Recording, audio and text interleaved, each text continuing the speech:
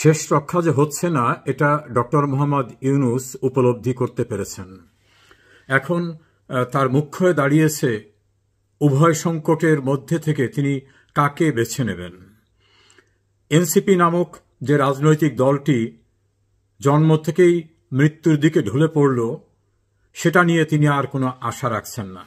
NCP সম্পর্কে বিদগ্ধজনদের মন্তব্য, এমনকি যারা শেখ হাসিনার বিরুদ্ধে খুব সোচ্চার ছিলেন, তারা এনসিপি সম্পর্কে যে সকল মন্তব্য করছেন সেগুলি ডক্টর ইউনূসের অ্যাসিস্ট্যান্ট প্রেস সেক্রেটারি তার ভাতিজা অপূর্ব জাহাঙ্গীর বিভিন্নভাবে অতি গোপনে তাকে সরবরাহ করছেন। সেখানে নাকি এভাবে ফুটে উঠছে যে এনসিপিকে কেউ বলছেন ন্যাশনাল চিলড্রেন পার্টি, কেউ বলছেন ন্যাশনাল ক্রিমিনাল পার্টি, কেউ ন্যাশনাল নগদ চাঁদা পার্টি, নানাভাবে অভিহিত করেছেন তাদের কৃতকর্মের কারণে।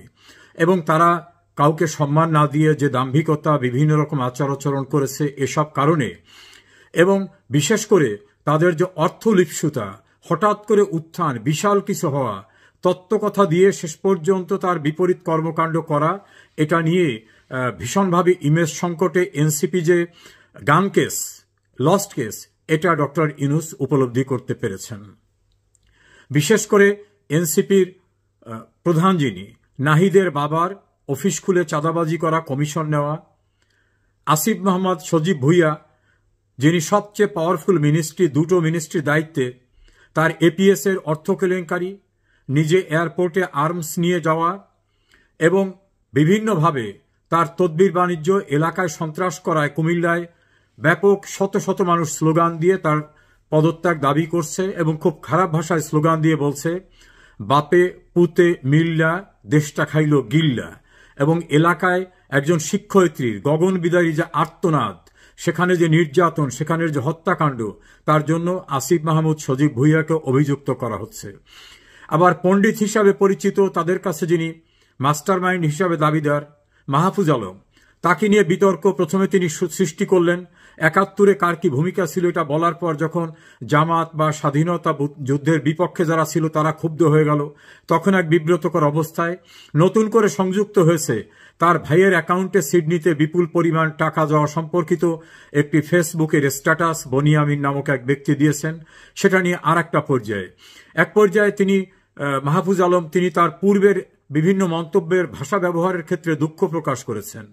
তিনি এখন তথ্য সম্প্রচার উপদেষ্টা।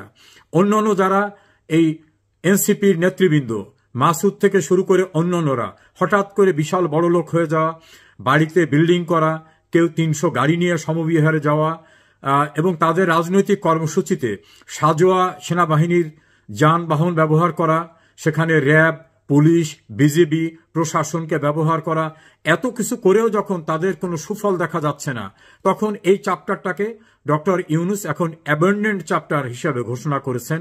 যদিও প্রকাশ্যে তিনি বলছেন না, কারণ কৃতজ্ঞতা বলতে তো একটা জিনিস থাকে। তিনি তো উচ্ছ্বসিত এদেরকে বলছিলেন তার নিয়োগকর্তা। তার নিয়োগকর্তা মানে মনিব, আর মনিব আর চাকর একটা দায় দায়িত্ব বোধ থাকে। দ্বিতীয় সমস্যার মুখোমুখি তিনি বুঝছেন। 11টি দেশে তিনি সফর করেছেন। সফর থেকে আসার পরে বাংলাদেশের গণমাধ্যম এবং কিছু জ্ঞানপাপী সাংবাদিক, বুদ্ধিজীবীরা বিশাল করে সংবাদ এবং টেলিভিশনের আলোচনায় নিয়ে আসছিলেন যে ইউনূস যেখানে যাচ্ছেন সেখান থেকেই সাহায্যের ঢল নামতেছে, যা অতীতে কেউ কল্পনাও করতে পারেনি। কেউ কেউ তো বলছেন যে খালেদা জিয়া শেখ হাসিনার আমলে এরকম আসে নাই, কিন্তু রেজাল্ট হচ্ছে কোনো দেশ থেকেই কিছুই আসে নাই। তারপরে ভরসা ছিল যে আমেরিকার সঙ্গে ইউনূসের খুব সম্পর্ক, তারা একটা কিছু করবেন।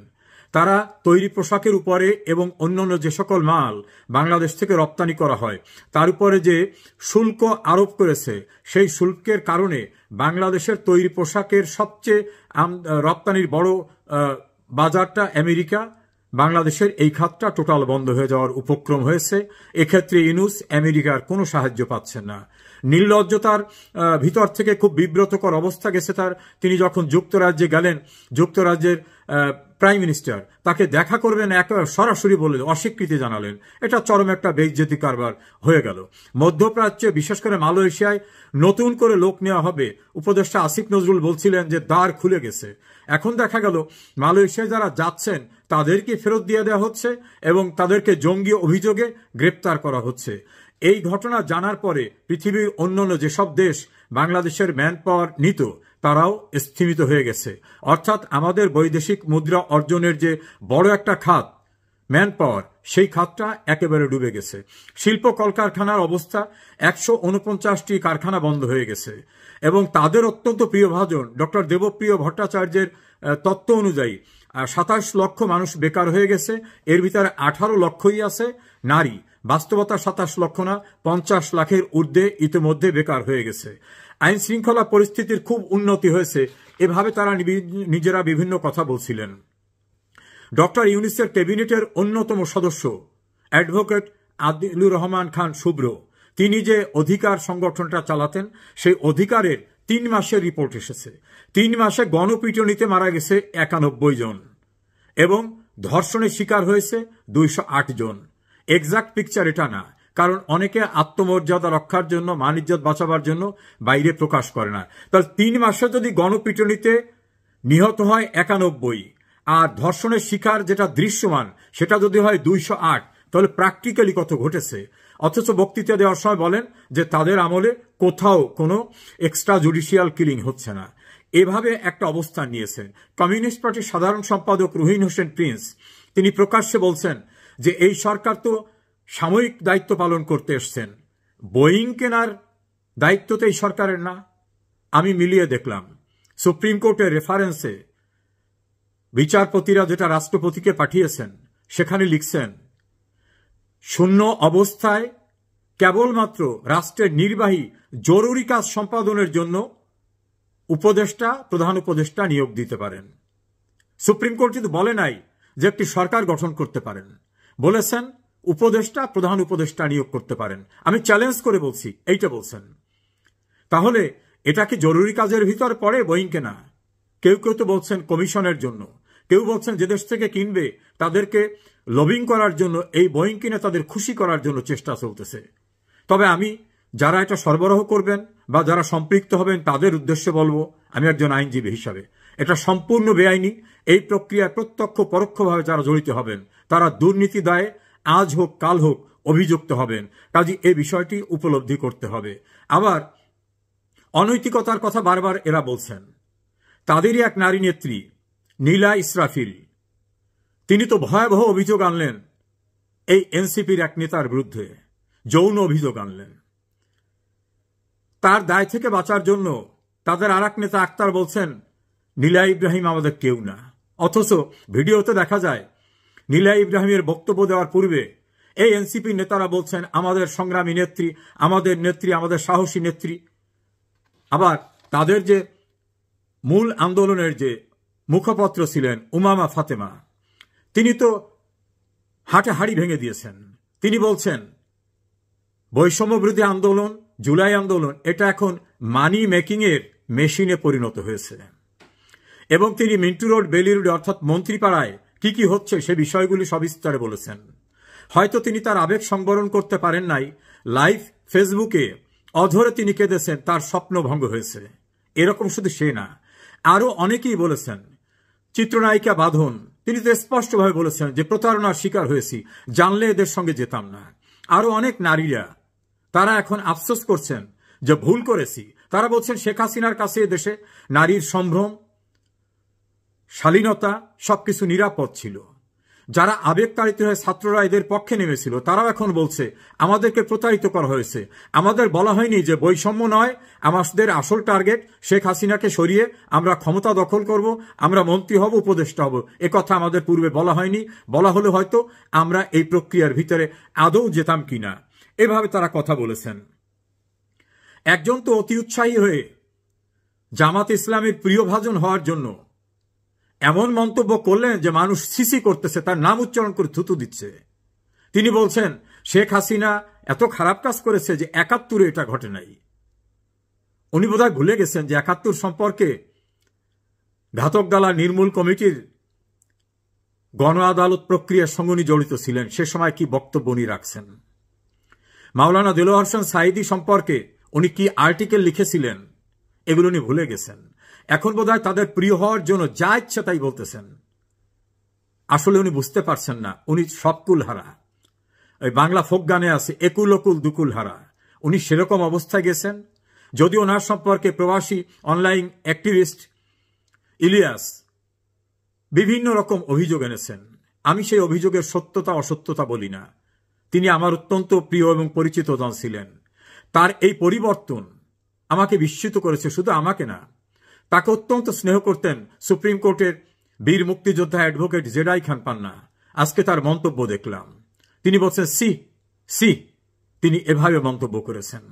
শুধু এই ক্ষেত্রে না, পদযাত্রা করতে গিয়ে দেখলাম ময়মনসিংহে তাদের সবচেয়ে ডার্ক সাইডের কথা যিনি বলেন, হাসনাত আব্দুল্লাহ, তিনি নাকি ধাওয়া খেয়ে ফেসবুকে দেখলাম বলছে দৌড় প্রতিযোগিতায় ছিলেন, এখন তিনি হসপিটালে।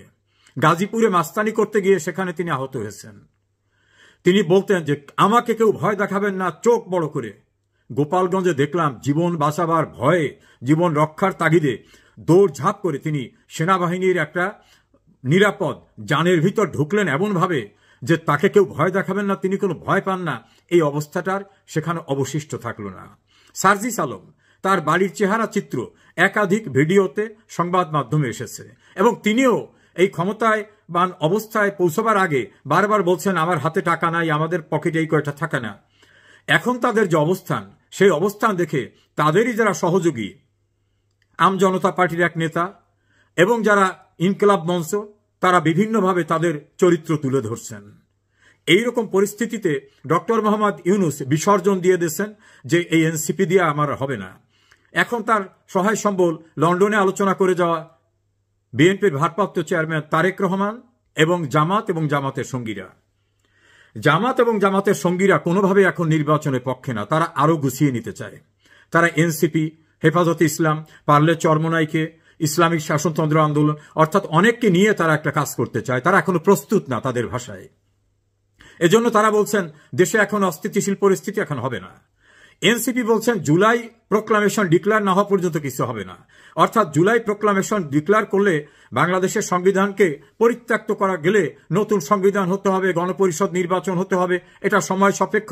তাহলে এই আসিফ মাহমুদ, সজীব ভুইয়ারা নির্বিঘ্নে থাকতে পারবেন, আর বর্তমান সরকারের শ্যাডো যে উপদেষ্টারা যারা সরকার পরিচালনা করছেন তারাও ধীরে ধীরে গুছিয়ে নিতে পারবেন জামাত ইসলামী বাংলাদেশ। ওদিকে বিএনপি বলছে নো, আর সময় দেওয়া যাবে না, ইলেকশন দিতে হবে। এখন বিএনপি শক্তিশালী রাজনৈতিক দল, তারা বলছে ইলেকশন দিতেই হবে। মির্জা আব্বাস থেকে শুরু করে অন্যান্যদের জোরালো বক্তব্য, আবার জামাতের বক্তব্য, সব মিলিয়ে একটি ভয়ঙ্কর পরিস্থিতির ভিতরে পড়েছেন এই শিবির। তারা এখন কি করবেন দিক খুঁজে পাচ্ছেন না। বিএনপির কথা শুনবেন নাকি জামাত ইসলামের কথা শুনবেন? অন্যদিকে তার যে বড় বড় রাষ্ট্র যারা তাকে বিভিন্নভাবে সাহায্য করত, আমেরিকা সহ অন্যান্যরা, তাদের নাকি মোহ কেটে গেছে ওনার উপরে, তারা এখন আর সাড়া দিচ্ছেন না। তিনি তাদের পরামর্শ নেওয়ার জন্য বাংলাদেশস্থ হাইকমিশনে বিভিন্ন জায়গায় ধর্ণা দিচ্ছেন, ভালো রেসপন্স পাচ্ছে না। উনি খুব সংকটের ভিতর থেকে ফ্যাকাশে মুখ করে বিভিন্ন রকম আলাপ আলোচনা করেও কোনো সমাধানে আসতে পারছেন না। ওনার ভাতিজা ডেপুটি প্রেস সেক্রেটারি অপূর্ব জাহাঙ্গীর এবং তার যারা একান্ত ঘনিষ্ঠ, তাদের নিয়ে ক্লোজ ডোরে নাকি মিটিং করে বলতেছেন যে এই সংকট উত্তরণের উপায় কি। এই উভয় সংকটের ভিতর উনি আছেন। উনি বুঝতে পারেন নাই বাংলাদেশ নামক রাষ্ট্রেতে উনি কোনদিন রাজনীতি করেন নাই, ওনার কোনো অবদান নাই। উনি 5 টাকার কোনো সাহায্যই দেশকে করেন নাই, 71-এর কোনো অবদান ওনার নাই, গণ আন্দোলনগুলি হয়েছে সেখানে কোনো ওনার ভূমিকা নেই। উনি প্রাকৃতিক দুর্যোগে বাংলাদেশে কারো পাশে দাঁড়ান নাই। বঙ্গবন্ধু হত্যাকাণ্ডের পরে ওনার অবস্থান কি ছিল কোনো স্টেটমেন্ট দেন নাই।